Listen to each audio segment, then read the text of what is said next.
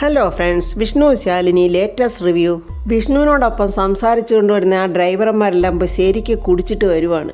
എന്നിട്ട് അവർ വന്നിട്ട് പറയുക, ഇവളുടെ പ്രസംഗം ഇതുവരെയും തീർന്നില്ലയോ?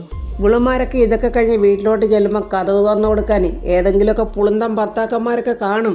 ഇവന്മാരുടെ ഈ വർത്തമാനം കേട്ടിട്ട് അവിടെ മാന്യമായ ഒരാൾ വന്നിട്ട് പറയാം, കുറച്ച് മാന്യമായിട്ട് സംസാരിക്കേ, നിങ്ങൾക്കിത് എന്തിൻ്റെ കേടാ, എന്തിനാ ഇങ്ങനെയൊക്കെ വെറുതെ സംസാരിക്കുന്നത്? അപ്പോൾ കുടിച്ചവൻ പറയാം, ദേ നോക്ക്, ഇവൻ്റെ കാല് മുറിഞ്ഞത് കണ്ടില്ലേ? അപ്പോഴാരും ഒന്നും വന്ന് പറഞ്ഞില്ലല്ലോ. അത് കേട്ടിട്ട് വിഷ്ണു പറയാം, വിട്, എനിക്കൊരു കുഴപ്പമില്ല, എനിക്കൊരു പരാതിയുമില്ല. നിങ്ങളെ അതുകൊണ്ട് ഈ പ്രശ്നം അങ്ങ് വിട്ടേരെ. തങ്കച്ചൻ ഇതൊക്കെ കാണുന്നുണ്ട്. അവൻ ഉടനെ നസീറിൻ്റെ കൂട്ടുകാരനെ ഒന്ന് കണ്ണു കാണിക്കുന്നുണ്ട്. എന്തോ പ്രശ്നം ഉണ്ടാക്കാനുള്ള പരിപാടിയാണ്. അപ്പോൾ നസീറിൻ്റെ കൂട്ടുകാരൻ വന്നിട്ട് വിഷ്ണുവിൻ്റെ തോളത്ത് പിടിച്ചിട്ട് പറയുന്നു, അനിയനോട് പേഴ്സണലായിട്ടൊരു കാര്യം പറയാനുണ്ടല്ലോ. അപ്പോൾ വിഷ്ണു പറയുന്ന കാര്യം പറഞ്ഞു, അതിന് മേക്കത്തോട്ട് കയറേണ്ട കാര്യം എന്തുവാ എന്നും പറഞ്ഞ് വിഷ്ണു അവനെ തള്ളി മാറ്റി നിർത്തുന്നുണ്ട്. അപ്പോൾ അവൻ വിഷ്ണുവിനോട് പറയാം, പലർക്കും കിട്ടുന്നൊരവസരമാണിത്. അല്ല, അനിയൻ ഈ കളക്ടറോടെ കൂടെ ചേർന്നിട്ട് എത്ര കാലമായി? അതെ, കുറച്ചായി. എന്താ കാര്യം? എന്താ നിനക്ക് അറിയേണ്ടത്? വിഷ്ണു അങ്ങനെ ചോദിക്കുമ്പോൾ അവനൊരു വൃത്തികെട്ട രീതിക്ക് വിഷ്ണുവിനെ നോക്കി ചോദിക്കുന്നു, അല്ല, വല്ലതും കിട്ടിയിട്ടുണ്ടോ എന്ന് ചോദിച്ചതാ. അവൻ്റെ ആ ചോദ്യം വിഷ്ണുവിന് തീരെ ഇഷ്ടമായിട്ടില്ല. വിഷ്ണു അവനെ ദേഷ്യത്തോടൊന്ന് നോക്കിയിട്ട് കൊടുത്തവൻ്റെ കർണം പുകച്ചൊരൊറ്റടി. ഇപ്പം കിട്ടിയോ? ഇതാ കിട്ടിയത്. അവന് കിട്ടിയ അടിയിൽ കൂടെ നിന്നവരും അങ്ങ് തറയിലോട്ട് വീഴുന്നുണ്ട്. ആ വീണെടുത്തുനിന്ന് ഒരാൾ എഴുന്നേറ്റ് വിഷ്ണുവിൻ്റെ ഷർട്ടിൻ്റെ കോളറെ കയറി പിടിക്കുവാണ്. എന്താണ് അനാവശ്യം പറയുന്നോടെ എന്നും പറഞ്ഞ് വിഷ്ണു കൊടുക്കുന്ന ഒരൊറ്റ ചവിട്ട്. അതിനുശേഷം അങ്ങോട്ട് വലിയ പിടിയും വലിയും അടിയൊക്കെ അങ്ങോട്ട് നടക്കുന്നത്. അപ്പോൾ ഉദ്ഘാടനമൊക്കെ കഴിഞ്ഞ് ശാലിനി അങ്ങോട്ട് വെളിയിലോട്ട് ഇറങ്ങി വരുവാണ്. അപ്പോൾ നസീറിൻ്റെ കൂട്ടുകാരിൽ ഒരാൾ ഓടിച്ചെന്ന് ശാലിനിയോട് പറയുന്നു, മേഡത്തിൻ്റെ ഡ്രൈവർ ദാണ്ട് അവിടെ കുടിച്ചിട്ട് വളരെ അലമ്പുണ്ടാക്കുവാണ്. ശാലിനി വെപ്രാളം പിടിച്ച് അങ്ങോട്ട് നോക്കുമ്പോൾ കാണുന്നത് വിഷ്ണുവും കുറേ ആൾക്കാരുമായിട്ട് വഴക്കിടുന്നതാണ്. വിഷ്ണു അവരെയൊക്കെ അടിക്കുകയൊക്കെ ചെയ്യുന്നുണ്ട്. ശാലിനി ഉദ്ഘാടനം കഴിഞ്ഞ് വന്നതോ ശാലിനി അവിടെ നോക്കി നിൽക്കുന്നതോ ഒന്നും നമ്മുടെ വിഷ്ണു കാണുന്നതുമില്ല. അപ്പോൾ ശാലിനിയോടൊപ്പം പരിപാടിയുടെ സംഘാടകരും പോലീസുകാരും ഒക്കെ നിൽക്കുന്നുണ്ട്. പെട്ടെന്ന് ശാലിനി പോലീസുകാരോട് പറഞ്ഞ്, അതിനെ ഒന്ന് പിടിച്ചു മാറ്റി. അങ്ങനെ പോലീസുകാർ അവരൊക്കെ ചെന്ന് വിഷ്ണുവിനെ പിടിച്ചു മാറ്റാൻ ശ്രമിക്കുന്നുണ്ട്. വിഷ്ണുവിന് ദേഷ്യം അങ്ങോട്ട് വിട്ടു മാറുന്നില്ല. അനാവശ്യം പറയുന്നോടാ എന്നും പറഞ്ഞ് അവന്മാരെ വീണ്ടും അടിക്കാനൊരുങ്ങുവാണ്. പക്ഷെ ഒരു വിധത്തിൽ പോലീസുകാർ വിഷ്ണുവിനെ ഇങ്ങനെ അടക്കി പിടിക്കുന്നുണ്ട്. അപ്പോൾ ശാലിനി അങ്ങോട്ട് വന്നിട്ട് പറയുന്നു, വിഷ്ണുവേട്ടാ വണ്ടിയെടുക്ക്. ദേഷ്യത്തിലാണ് ശാലിനി നിൽക്കുന്നത്. അപ്പോൾ തങ്കച്ചൻ്റെ കൂടെ വന്നവൻ പറയുന്നുണ്ട്, ഇവനാണ് ഇവിടെ കിടന്ന് കുടിച്ച് ബഹളം ഉണ്ടാക്കിയത്. അപ്പോൾ വിഷ്ണു പറഞ്ഞു, ഞാൻ കുടിച്ചിട്ടില്ല, കുടിച്ചത് നിൻ്റെ അച്ഛനാടാ എന്നൊക്കെ വിഷ്ണു ദേഷ്യത്തോടെ പറയുവാണ്. അപ്പോഴും ശാലിനി ദേഷ്യത്തോടെ, വിഷ്ണുവേട്ടാ വണ്ടി എടുക്കാനല്ലേ പറഞ്ഞത്? അങ്ങനെ ഉടനെ വിഷ്ണു പെട്ടെന്ന് കാർ എടുക്കുവാണ്. ശാലിനി പിൻസീറ്റിൽ കയറി ഇരിക്കുന്നുണ്ട്. വിഷ്ണു അങ്ങനെ ശാലിനിയെ കൊണ്ട് പോകുമ്പോൾ അവിടെ നിന്ന സംഘാടകരും മറ്റുള്ള ആൾക്കാരും ഒക്കെ ഇങ്ങനെ അവരെ തന്നെ നോക്കി നിൽക്കുവാണ്. അപ്പോൾ അവിടെ ആദ്യം വന്ന് മാന്യമായി സംസാരിച്ച ഒരാളുണ്ട്. അയാൾ പറയുന്നുണ്ട്, പാവം, അയാൾ വെള്ളമൊന്നും അടിച്ചിട്ടില്ല. ഈ നിൽക്കുന്ന ഇവന്മാരുണ്ടല്ലോ, ഇവന്മാരാണ് വെള്ളം അടിച്ചുകൊണ്ടുവന്ന് അലമ്പുണ്ടാക്കിയത്. വെള്ളം അടിച്ചുകൊണ്ടുവന്ന് കളക്ടറെ അനാവശ്യം പറഞ്ഞതിനാണ് അയാൾ അടിച്ചത്. അപ്പോൾ സംഘാടകരിൽ ഒരാൾ പറയുന്നു, അത് മേഡത്തിൻ്റെ ഭർത്താവ് തന്നെയാണ് ഡ്രൈവറായിട്ട് വന്നിരിക്കുന്നത്. താൽക്കാലിക നിയമനത്തിൽ ജോലി ചെയ്യുന്നതേ ഉള്ളൂ. ഇനി ഇതിൻ്റെ പേരിൽ എന്തൊക്കെ പ്രശ്നം ഉണ്ടാകുമെന്ന് നാളെ അറിയാൻ പറ്റത്തുള്ളൂ. അപ്പോൾ തങ്കച്ചനും അവൻ്റെ കൂട്ടുകാരും നസീറിൻ്റെ കൂട്ടുകാരും എല്ലാവരും ചേർന്നിങ്ങനെ കണ്ണു കാണിച്ച് ചിരിക്കുന്നുണ്ട്. അവിടെ ഒരു പ്രശ്നം ഉണ്ടാക്കണമെന്ന് അവർ വിചാരിച്ച് ആ പ്രശ്നത്തിൽ അവർ വിജയിക്കുകയും ചെയ്തു. ശാലിനിയാണെങ്കിൽ ഈ സമയം കാറിനകത്ത് വലിയ ദേഷ്യത്തിലങ്ങനെ ഇരിക്കുവാണ്. ശാലിനി പറയാം, ഞാനൊരു കളക്ടറാണ്, ഈ ജില്ല ഭരിക്കുന്ന കളക്ടർ. എൻ്റെ അഭിമാനമാണ് വിഷ്ണുവേട്ടൻ അവിടെ നശിപ്പിച്ചത്. നാളെ ഇതിൻ്റെ പേരിൽ ആരോടൊക്കെ ഞാൻ എന്തൊക്കെ സമാധാനം പറയണോ ആവോ. ദേഷ്യത്തോടെ ശാലിനി വീണ്ടും വിഷ്ണുവിനെ നോക്കിയിട്ട് പറയാം, വിഷ്ണുവേട്ടൻ ഇപ്പോഴും ആ കവലയിൽ തന്നെ നിൽക്കുവാണ്. അമ്മയ്ക്ക് വേണ്ടി തല്ലുണ്ടാക്കാൻ പോകുന്ന ഗുണ്ടാപ്പിരിവ് നടത്തുന്ന പയ്യൻ. അതിൽ നിന്നെല്ലാം വിഷ്ണുവേട്ടൻ ലെവലേസം പോലും മാറിയിട്ടില്ല. ഒരു കളക്ടറെ ഡ്രൈവറായിട്ട് വരുമ്പോഴെങ്കിലും എന്തെങ്കിലുമൊക്കെ മാറ്റം വരുത്തണ്ടേ? അപ്പോൾ വിഷ്ണുവിനങ്ങ് ഭയങ്കര ദേഷ്യം വരുന്നുണ്ട്. വിഷ്ണു ചോദിക്കുന്നു, അപ്പോൾ ഞാൻ വെറും ഡ്രൈവറാണല്ലേ എന്നും പറഞ്ഞ് വിഷ്ണു പെട്ടെന്ന് സഡൻ ബ്രേക്ക് ഇട്ട് കാർ അവിടെ നിർത്തുവാണ്. എന്നിട്ട് പുറകോട്ട് നോക്കി ശാലിനിയെ നോക്കി പറയുന്നു, ഇറങ്ങ്. എന്തേ എന്നിങ്ങനെ ശാലിനി ഇറങ്ങടി ഇങ്ങോട്ട്. ശാലിനിക്കാകെ പേടിയായി. പെട്ടെന്ന് ശാലിനി ഇറങ്ങി വിഷ്ണുവിൻ്റെ അടുത്തോട്ട് വരുമ്പോൾ വിഷ്ണു ആ ഡോറ് തുറന്നിട്ട്, കയറടി ഇങ്ങോട്ട്. പെട്ടെന്ന് ശാലിനി വിഷ്ണുവിൻ്റെ അടുത്തോട്ട് തന്നെ അങ്ങ് കയറിയിരുന്നു. എന്നിട്ട് ദേഷ്യത്തോടെ വിഷ്ണു ശാലിനിയോട് ചോദിക്കുക, നീ ജില്ല ഭരിക്കുന്ന കൊച്ചമ്മ കളക്ടർ അല്ലേടി? ഞാൻ വെറും ഡ്രൈവർ. അപ്പോൾ നിങ്ങൾ കാലും കയറ്റി വെച്ച് ജില്ലയും ഭരിച്ച് പിൻസീറ്റിലിരുന്ന ഫയലിൽ നോക്കി വരുമ്പോഴേ കൊണ്ടുപോയി പാണ്ടിലോറിയുടെ അടിയിലോട്ടൊന്നും അല്ലല്ലോ കൊണ്ടുപോയി കയറ്റുന്നത്. സുരക്ഷിതമായിട്ട് ജീവനെ പോലെ കാത്തുകൊണ്ട് എത്തിക്കുന്നതാണ് ഡ്രൈവർ. അപ്പോഴാ ഡ്രൈവർ പണിയെ ചെറിയ പണിയൊന്നും അല്ല, നല്ല അന്തസ്സുള്ള പണി തന്നെയാണ് എന്ന് പറഞ്ഞിട്ട് ശാലിനി ഇങ്ങനെ ദേഷിച്ച് നോക്കുവാണ്. പിന്നെ ഞാനവിടെ തല്ലുണ്ടാക്കിയ കാര്യം എന്ന് പറഞ്ഞിട്ട് ശാലിനിയുടെ കഴുത്തിൽ കിടക്കുന്ന താലിമാലയെ പിടിച്ചിട്ട് പറയുന്നു, ഇതേ ഞാൻ നിന്റെ കഴുത്തിൽ കെട്ടിയിരിക്കുന്നത് കൊണ്ട് തന്നെയാണ് ഞാൻ അവന്മാരെ തല്ലിയത്. അവന്മാരെ അനാവശ്യം പറഞ്ഞു. ഭാര്യയെക്കുറിച്ച് അനാവശ്യം പറയുമ്പോഴേ തണ്ടല്ലുള്ള ഒരു ഭർത്താവും കേട്ടോണ്ട് നിൽക്കത്തില്ല, നല്ല അടി തന്നെ കൊടുക്കും. അപ്പോഴെനിക്ക് നല്ല തണ്ടല്ലുള്ളവൻ തന്നെ, അപ്പോൾ ഞാൻ അടി കൊടുത്തിരിക്കും. അപ്പോൾ ഞാൻ മറ്റൊന്നും അവിടെ ചിന്തിക്കാറില്ല.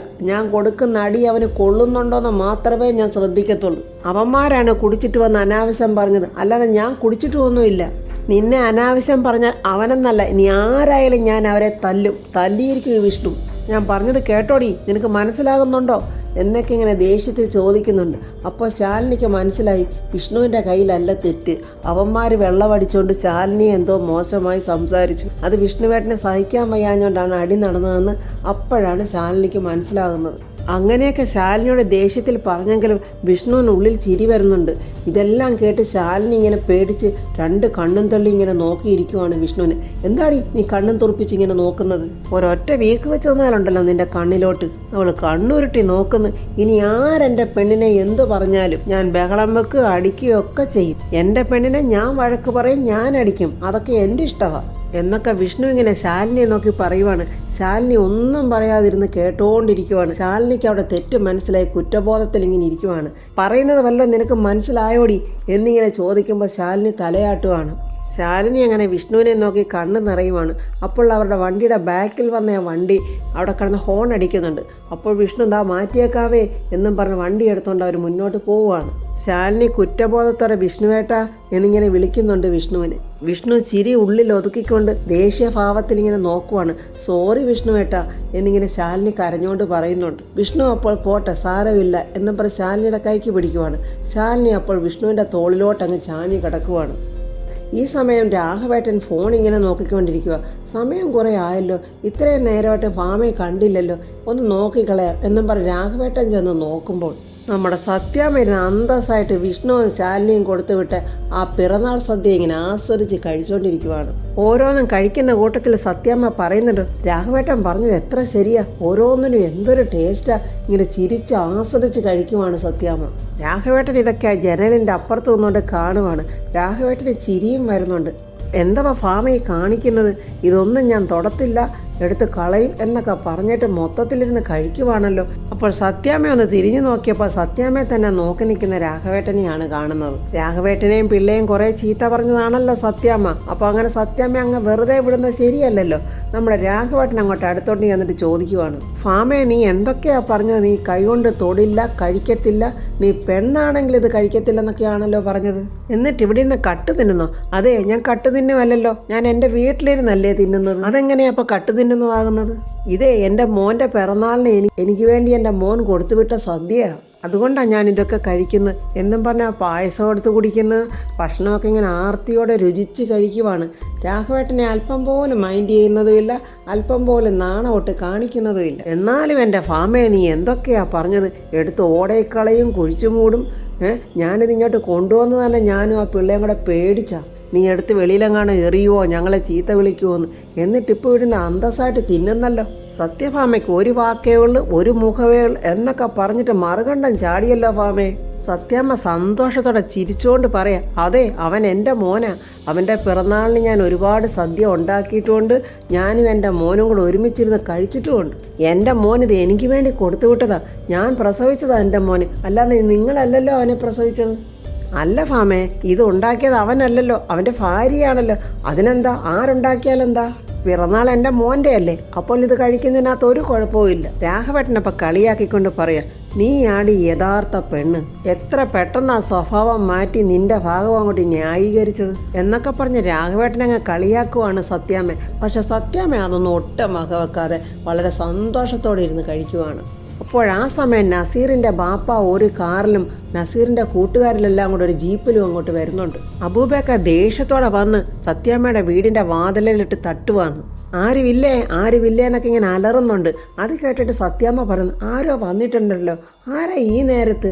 അപ്പോൾ രാഘവേട്ടൻ പറഞ്ഞു, ഭാമേ നീ കഴിക്ക്, ആരാന്ന് ഞാൻ പോയി നോക്കാം. അപ്പോൾ അബൂബക്കർ അവൻ്റെ ഗുണ്ടകളോട് പറയുന്നു, വാതിൽ ചവിട്ടി പൊളിക്കടാ അങ്ങോട്ട്. അപ്പോഴവരങ്ങനെ വാതിൽ ചവിട്ടാനായിട്ട് ഒരുങ്ങുമ്പോൾ നമ്മുടെ രാഘവേട്ടൻ കതകങ്ങ് തുറക്കുവാണ്. അവരെ കണ്ടോണ്ട് എന്താണിങ്ങനെ രാഘവേട്ടൻ ചോദിക്കുമ്പോൾ ദേഷ്യത്തോടെ അബൂബക്കർ, നൂർജഹാൻ എന്തേ, അവളിങ്ങിട്ട് ഇറക്കി വിട്. നൂർജഹാനോ? അവൾ ഇവിടെ ഇല്ലെന്ന് ഞാൻ അപ്പോഴേ പറഞ്ഞതല്ലേ. ഈ ബഹളവും ഒച്ചയൊക്കെ കേട്ടിട്ട് സത്യാമ്മ ഭക്ഷണം അവിടെ വെച്ചിട്ട് ഓടി വരുവാണ്. തുള്ളി ഉറഞ്ഞു നിൽക്കുന്ന അബൂബക്കറെയാണ് കാണുന്നത്. എന്താ എന്നിങ്ങനെ ചോദിക്കുമ്പോൾ അബൂബക്കർ പറയുന്നു, നൂർജഹാനെ ഇറക്കി വിടാനല്ലേ പറഞ്ഞത്, അതിന് നൂർജഹാൻ ഇവിടെ ഇല്ലെന്ന് പറഞ്ഞില്ലേ എന്ന് സത്യാമ്മയും പറയുവാണ്. കയറി നോക്കടാ അകത്തോട്ട് എന്നും പറഞ്ഞ ഗുണ്ടകളെ അകത്തോട്ട് പറഞ്ഞു വിടുവാണ്. ഇവരവളെ എവിടെയോ ഒളിപ്പിച്ച് വെച്ചിട്ടുണ്ട്. ഒരിടം വിടാതെ എല്ലാം പരിശോധിച്ച് നോക്കണം. അവളെയും കൊണ്ടേ ഇവിടുന്ന് പോകാവുള്ളൂ. സത്യാമ്മയുടെ കൈക്കൊരു തട്ടിയിട്ട് അബൂബക്കർ അകത്തോട്ട് കയറി അങ്ങ് പോവുകയാണ് അവരോടൊപ്പം. അവിടെ ചെന്ന് നോക്കുമ്പോൾ സത്യാമ്മ കഴിച്ചുകൊണ്ട സദ്യ അവൻ കാണുന്നുണ്ട്. ദേഷ്യത്തോടെ അവരുടെ ഒരു സദ്യ എന്നും പറഞ്ഞാൽ ചോറും കറിയും ആ ഇലയെല്ലാം കൂടെ വലിച്ചൊരൊറ്റ ഏറെറിയുന്നു. അത് കണ്ട് സത്യാമ്മയ്ക്ക് ഭയങ്കര സങ്കടം വരുന്നുണ്ട്. ആഗ്രഹിച്ച് മകൻ്റെ പിറന്നാൾ സദ്യ കഴിച്ചുകൊണ്ടിരുന്നതല്ലേ. സത്യാമ്മയ്ക്കും ദേഷ്യം വരുന്നുണ്ട്. സത്യാമ്മ പറയാം, നിങ്ങളിവിടെ അതിക്രമിച്ച് കടന്നതേ ഇവിടെയുള്ള സാധനങ്ങൾ നശിപ്പിക്കാനാണോ?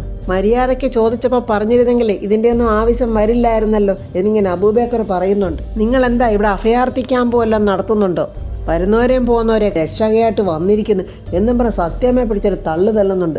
സത്യാമ്മ വീഴുന്നില്ലെങ്കിൽ നല്ലതുപോലെ നോവുന്നുണ്ട് സത്യാമ്മയ്ക്ക്. ഈ സമയം ഓട്ടോറിക്ഷയിൽ വന്നുകൊണ്ടിരിക്കുന്ന വിഷ്ണുവിനെ പെട്ടെന്ന് രാഘവേട്ടൻ ഫോൺ ചെയ്ത് പറയുന്നുണ്ട്, മോനെ അബൂബക്കർ ഇവിടെ വന്നിട്ടുണ്ടെന്ന്, ഇവിടെ ആകെ ബഹളം ഉണ്ടാക്കുവാണെന്നൊക്കെ.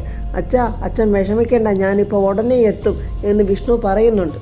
അബൂബക്കർ നൂർജഹാനെ നോക്കി കാണാത്ത ദേഷ്യത്തിൽ ഇങ്ങോട്ട് വന്നിട്ട് രാഘവേട്ടനെ പിടിച്ചൊരു ഒറ്റത്തള്ള്. രാഘവേട്ടൻ ആ സെറ്റിയിലോട്ടങ്ങ് വീഴുവാണ്. രാഘവേട്ടൻ ദേഷ്യത്തോടെ പറയുന്നുണ്ട്, വീട്ടിൽ കയറി വന്ന പോക്രിത്തരം കാണിക്കരുത്. അതേ കാണിക്കും, മാത്രമല്ല കാണിക്കുന്നത്, ഈ വീട് ഞാനിപ്പോൾ തകർക്കും, എവിടാന്ന് വെച്ചാൽ ഇറങ്ങിക്കോടെ ഇവിടുന്ന് എന്നൊക്കെ ദേഷ്യത്തോടെ പറയുവാണ് അബൂബക്കർ. ഇനി ഇവിടെ നിങ്ങൾ താമസിക്കേണ്ട, അത് നല്ലതുപോലെ ഉറപ്പിച്ചിട്ട് തന്നെയാണ് ഞാൻ ഇവന്മാരെയും കൂട്ടി ഇങ്ങോട്ട് വന്നിരിക്കുന്നത്. രാഘവേട്ടൻ എഴുന്നേക്കാൻ ശ്രമിക്കുന്നുണ്ട്. അവൻ അപ്പോൾ രാഘവേട്ടനെ എഴുന്നേക്കാൻ വിടാതെ കഴുത്തിനൊക്കെ ഇങ്ങനെ കയറി പിടിക്കുവാണ്. പാവം സത്യാമ്മ അത് കണ്ട് പേടിച്ച് നിൽക്കുവാണ്. അപ്പോൾ രാഘവേട്ടൻ പറയുന്നുണ്ട്, നീ സൂക്ഷിച്ചോ, ഇതിനൊക്കെ നീ ഇപ്പോൾ അനുഭവിക്കേണ്ടി വരും. എനിക്കൊരു തല്ല് കിട്ടിയാൽ നിനക്ക് 10 തല്ലായിരിക്കും തിരിച്ച് കിട്ടാൻ പോകുന്നത്. എനിക്കൊരു മകനുണ്ട്, അവൻ്റെ അടിയുടെ കാര്യത്തെക്കുറിച്ച് ഞാൻ നിനക്ക് പ്രത്യേകിച്ച് പറഞ്ഞു തരേണ്ട കാര്യമില്ലല്ലോ. അതുകൊണ്ട് നീ മര്യാദയ്ക്ക് ഇവന്മാരെയും പിടിച്ചുകൊണ്ട് ഇവിടുന്ന് പോകാൻ നോക്ക്, അല്ലെങ്കിൽ നിൻ്റെയൊക്കെ ശവവടക്കായിരിക്കും ഇവിടെ നടക്കാൻ പോകുന്നത്. അപ്പോഴങ്ങോട്ട് വന്നിട്ട് അവൻ്റെ ഗുണ്ടകൾ പറയുന്നു, ഇവിടെ എങ്ങും അവളെ കാണാനില്ല, ഒന്നുകൂടെ പോയി നോക്കടാ, 1 ഇഞ്ച് സ്ഥലം വിടാതെ എല്ലാ മുറിയും പോയി നോക്കടാ എന്നും പറഞ്ഞവരെ വീണ്ടും ഓടിച്ചു വിടുവാണ്. അങ്ങനെ അവന്മാരവിടെ എല്ലാം നോക്കിയിട്ട് നൂർജഹാനെ കാണാതെ പുറത്തോട്ട് ഇറങ്ങി വരുമ്പോൾ ഓട്ടോറിക്ഷയിൽ വിഷ്ണു അങ്ങോട്ട് വരുവാണ്. അവർ കാണുന്നുണ്ട് വിഷ്ണു വരുന്നത്. വിഷ്ണുവിനെ കണ്ടതും അവന്മാരെന്ന് പേടിച്ച് ഞെട്ടുന്നുണ്ട്. വിഷ്ണുവും അവരെ കണ്ട്. വിഷ്ണുവിന് അപ്പോൾ മനസ്സിലായി, അപ്പോൾ വ്യാപാരമേളയിൽ വഴക്കുണ്ടാക്കിയത് ഇവന്മാരാണല്ലോ അവിടെ വെച്ച് എന്ന് മനസ്സിലാക്കിക്കൊണ്ട് എടാ എന്നിങ്ങനെ അലറി വിളിക്കുവാണ് വിഷ്ണു. അപ്പോഴേക്കും അവന്മാർ ഓടാൻ നോക്കുന്നുണ്ട്. വിഷ്ണു ഓടി വന്ന് എല്ലാത്തിനെയും അടിച്ച് പൊരിച്ച് പഞ്ചറാണ്. അങ്ങനെ വിഷ്ണുവിൻ്റെ അടി കൊണ്ട് എങ്ങനെയൊക്കെ ഇഴഞ്ഞും വലിഞ്ഞും അവർ വന്ന ജീപ്പിൽ കയറി അവർ പെട്ടെന്ന് അങ്ങ് രക്ഷപ്പെടുവാണ്. ഒരെണ്ണത്തിന് ഇവിടെ കണ്ടുപോയേക്കരുത് എന്നിങ്ങനെ വിഷ്ണു അലറുന്നുണ്ട്. പക്ഷേ അബൂബക്കർ ഇതൊന്നും അറിഞ്ഞില്ല. അബൂബക്കർ അകത്ത് നിൽക്കുവാണ്. അപ്പോൾ ഫ്രണ്ട്സ്, വിഷ്ണു അകത്തോട്ട് ചെന്ന് അബൂബക്കറിനെ എന്ത് ചെയ്യും എന്നൊക്കെ നമുക്ക് ഊഹിക്കാവുന്നതേ ഉള്ളൂ. അബൂബക്കർ എന്തായി എന്നുള്ള റിവ്യൂമായി നമുക്ക് നാളെ കാണാം. എൻ്റെ ഈ റിവ്യൂ ഇഷ്ടപ്പെട്ടാൽ ലൈക്കും കമൻസും, സബ്സ്ക്രൈബ് ചെയ്യാത്തവർ സബ്സ്ക്രൈബ് ചെയ്യണേ.